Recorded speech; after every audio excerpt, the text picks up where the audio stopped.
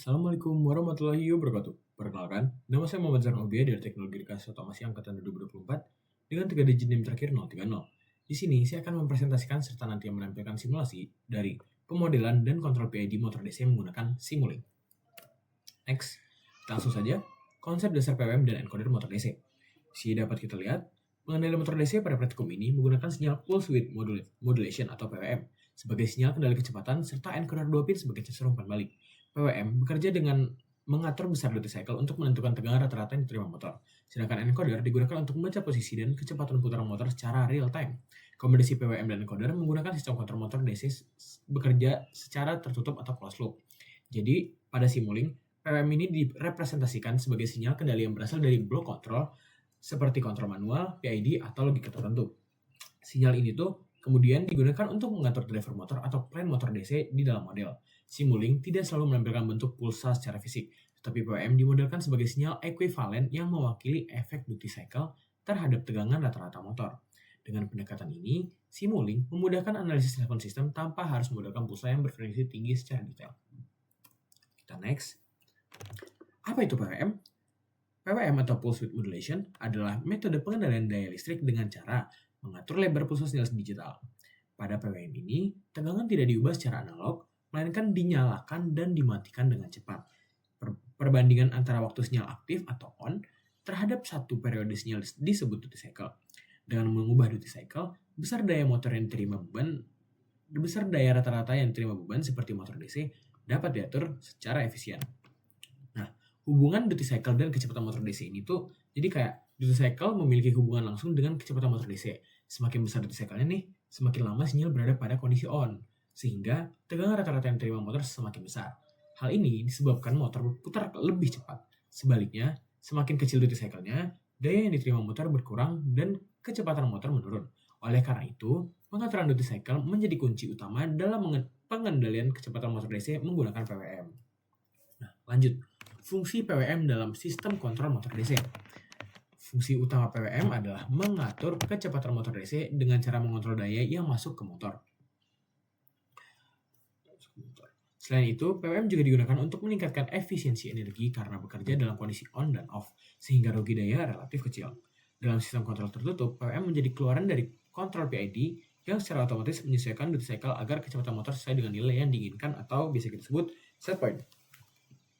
Lalu, pada implementasi di Simulink, low pass filter ditempatkan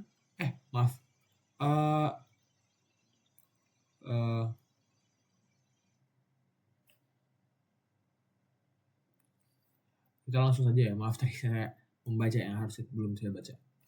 Encoder 2 pin di motor DC. Encoder 2 pin merupakan sensor yang digunakan untuk membaca kecepatan, posisi, dan arah putaran motor DC. Encoder ini menghasilkan dua sinyal digital berupa pulsa, yaitu channel A dan channel B, yang memiliki perbedaan fasa. Jumlah pulsa yang dihasilkan digunakan untuk menentukan kecepatan dan posisi motor, sedangkan perbedaan fasa kedua sinyal digunakan untuk mengetahui arah putaran motor. Data dari encoder berfungsi sebagai umpan balik dalam sistem kontrol tertutup sehingga pengendalian motor menjadi lebih akurat dan stabil nih. Oke, kita langsung saja. Jadi, selama praktikum, saya melakukan 4 percobaan. Baik. Pertama, percobaan 1 atau low pass filter. Jadi, percobaan low pass filter ini dilakukan untuk mempelajari cara menyaring sinyal umpan balik pada sistem kontrol motor DC. Pada sistem kontrol, khususnya yang menggunakan encoder, sinyal kecepatan atau posisi yang dihasilkan sering mengandung gangguan atau noise akibat getaran mekanik, ketidaksempurnaan sensor, maupun gangguan listrik. Jika sinyal yang mengandung noise ini langsung digunakan sebagai masukan ke kontrol, maka respon sistem dapat menjadi tidak stabil dan sulit banget untuk dikendalikan. Nah, low pass filter ini berfungsi untuk melewatkan sinyal dengan frekuensi rendah dan meredam sinyal dengan frekuensi tinggi. Dalam konteks praktikum ini, sinyal frekuensi rendah mempresentasikan perubahan kecepatan motor yang sebenarnya, sedangkan sinyal frekuensi tinggi dianggap sebagai noise-nya.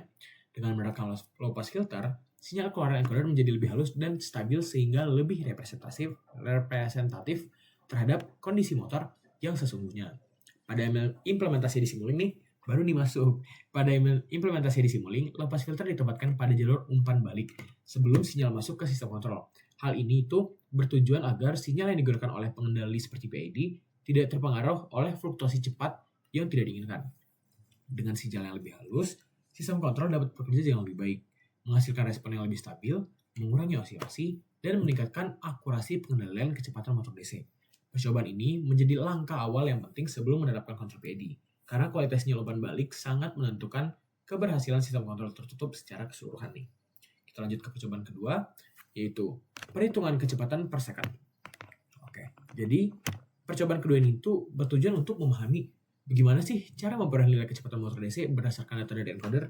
Jadi, encoder itu tuh menghasilkan pulsa setiap kali motor berputar, sehingga kecepatan motor dapat ditentukan dengan menghitung jumlah pulsa dalam selang waktu tertentu. Pada percobaan ini, sistem menghitung jumlah pulsa encoder setiap 1 detik, kemudian mengolah data tersebut menjadi nilai kecepatan motor. Pendekatan per second ini digunakan agar perubahan kecepatan motor dapat diamati secara jelas dan mudah dianalisis. Nilai kecepatan yang dihasilkan bersifat diskrit sesuai dengan sistem digital, sehingga sangat sesuai untuk diterapkan pada sistem kontrol berbasis microcontroller atau Simulink nih. Hasil perhitungan kecepatan ini selanjutnya digunakan sebagai sinyal umpan balik dalam sistem kontrol tertutup. Dengan adanya informasi kecepatan yang akurat, sistem mampu membandingkan kondisi aktual motor dengan nilai referensi atau set point-nya. Dan juga pada percobaan ini merupakan tahap yang bisa dibilang penting sebelum penerapan kontrol PID, karena kualitas dan keakuratan data kecepatan sangat mempengaruhi kinerja sistem kontrol secara keseluruhan. Next, kita langsung aja percobaan 3 dan percobaan 4, yaitu PID discrete dan PID block. Pertama, percobaan ketiga yaitu PID discrete. Percobaan ketiga ini tuh berfokus pada penerapan kontrol PID dalam bentuk discrete. PID discrete dirancang agar sesuai dengan sistem digital, di mana perhitungan kontrol dilakukan pada interval waktu tertentu. Pada percobaan ini, sinyal error diperoleh dari selisih antara kecepatan referensi dan kecepatan aktual motor yang berasal dari encoder. Sedangkan pada percobaan 4 yaitu PID block, percobaan 4 ini menggunakan blok PID bawaan Simulink untuk mengendalikan kecepatan motor.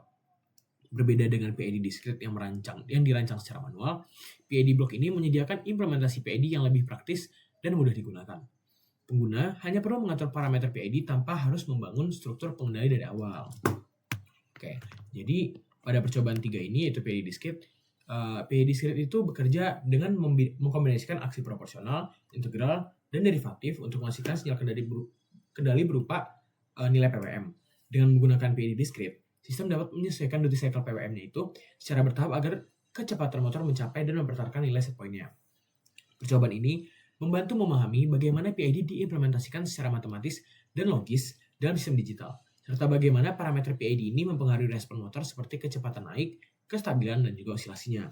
Sedangkan pada percobaan 4 tadi yang seperti saya sebutkan, melalui percobaan ini dapat diamati perbedaan respon sistem antara PID discrete dan PID block. PID block ini biasanya lebih stabil dan cepat dalam penerapannya. Sering digunakan dalam simulasi dan aplikasi industri lah. Percobaan ini bertujuan untuk menunjukkan bahwa meskipun metode implementasinya beda sama kayak PID discrete tadi, maksudnya beda dengan PID discrete tadi, PID block ini tetap memiliki tujuan yang sama dengan PID discrete, yaitu menjaga kecepatan motor DC tetap stabil dan sesuai dengan set point yang diinginkan. Oke, mungkin segitu saja presentasi dari saya. Selanjutnya adalah video untuk simulasinya.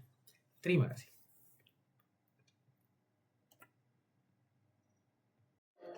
Baik, jadi pada percobaan ini, saya membuat low pass filter yang digunakan untuk menyaring sinyal kecepatan dari encoder. Sinyal encoder pada sistem motor DC biasanya mengandung noise, jadi perlu dihaluskan sebelum digunakan sebagai umpan balik. Nah, di Simulink, filter ini dibuat dengan tujuan untuk melewatkan sinyal frekuensi rendah dan meredam sinyal frekuensi tinggi. Setelah filter diterapkan, dapat terlihat bahwa sinyal kecepatan menjadi halus dan stabil dibandingkan sebelum difilter, sehingga lebih aman digunakan dalam sistem kontrol.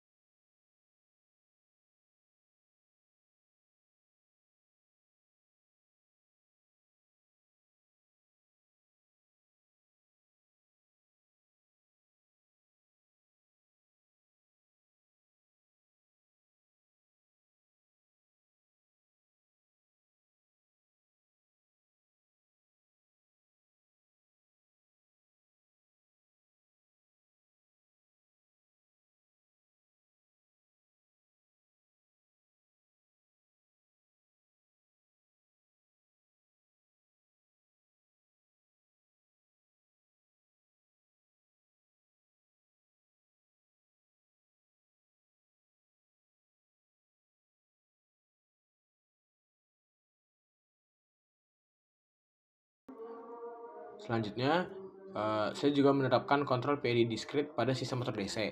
PID discrete ini digunakan karena sistem yang dijalankan bersifat digital. Pada percobaan PID discrete ini juga nilai error diperoleh dari selisih antara kecepatan yang diinginkan dengan kecepatan aktor motor. Error tersebut kemudian diproses oleh pengendali PID untuk menghasilkan sinyal kendali PWM. Dengan menggunakan PID discrete ini, respon sistem menjadi lebih terkontrol dan kecepatan motor dapat mengikuti set point dengan lebih baik.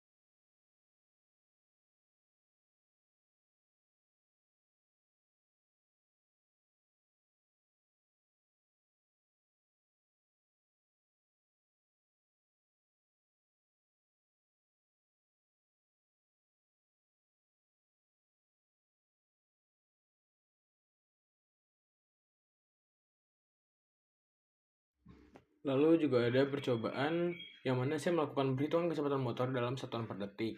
Perhitungan itu tuh dilakuin dengan ngebaca jumlah pulsa encoder dalam interval waktu tertentu. Terus tujuan dari percobaan itu juga adalah untuk memperoleh nilai kecepatan motor yang lebih realistis dan mudah dianalisis. Hasil kecepatan yang diperoleh kemudian ditampilkan dalam bentuk grafik sehingga respon motor terhadap perubahan PWM dapat diamati dengan jelas. Lalu juga seperti yang saya lihat tadi, seperti yang saya sebutkan tadi, yaitu PID block pada simulingnya. Pada percobaan itu saya membuat kontrol PID menggunakan blok PID yang tersedia di simuling. PID block ini juga dirancang secara langsung tanpa perhitungan manual sehingga lebih praktis untuk digunakan. Parameter PID dapat diatur dan disesuaikan untuk melihat pengaruhnya terhadap respon motor. Dari hasil simulasinya dapat diamati bahwa saat itu PID block mampu menjaga kestabilan kecepatan motor dengan lebih mudah dan juga cepat dalam proses tuning dibandingkan dengan PID discrete.